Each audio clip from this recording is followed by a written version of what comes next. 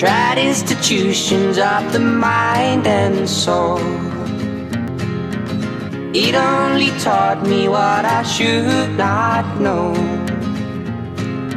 Could be something as simple as Good morning. This is Brother Way coming to you from a sunny South Florida on this beautiful Sunday morning. You know, we as Bible students, we need to understand that when we study the Scriptures and we read the Scriptures, that there is an absolute and a relative viewpoint. Many people struggle with understanding that. You know, and there's a very good example of the absolute and the relative viewpoints in Joshua 10:13. You know, the story of Joshua and some of the battles that he was fighting. You know, but in Joshua 10:13, the Bible says, and the sun stood still.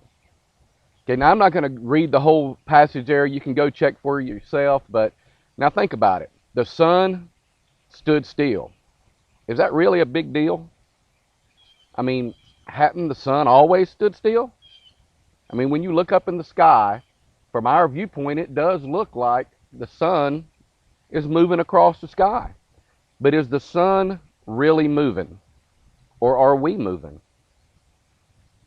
Think about that. That's the great example of the absolute truth and relative truth. The relative truth is what we see as man, you know, what we see from our viewpoint. You know, the absolute truth is the truth, regardless of our viewpoint. Okay, the fact that Joshua said the sun stood still, the sun was always standing still. It stood still from his viewpoint, which is okay. But when we study the Scriptures, we need to make sure that we study it in light of what an absolute viewpoint and what a relative viewpoint is. Now let's look at that also as it compares to free will. Okay, there's a great verse in the Bible that says, a man's heart devises his way, but the Lord directs his steps. That's Proverbs 16 verse 9. That's another great example of the absolute and relative viewpoint. You know, we see people making decisions and choices all the time. Okay, and from our viewpoint, it looks like man is making those decisions.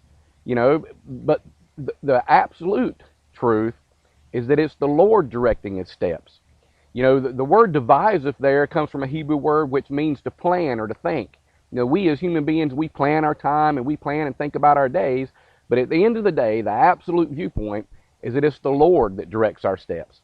There's another great verse that talks about in Proverbs 16:1. It says, the preparations of the heart in man and the answer of the tongue is from the Lord. At the end of the day, God is in charge. And as you're reading through the Bible, many people stumble over the doctrine of free will because they see people in the Bible making choices. They see people determining things and you know, and it appears that they're doing that on their own, when in fact, it's the Lord. The fact is God is in charge, that man's heart devises his way, but the Lord directs his steps. And you should study the Bible from an absolute and relative viewpoint with an understanding of that. And that is just a plain old simple truth. Until next time, this is Brother Way. the answer, well, who would have guessed? Could be something as simple as this. God knows how I could have missed something as simple as this.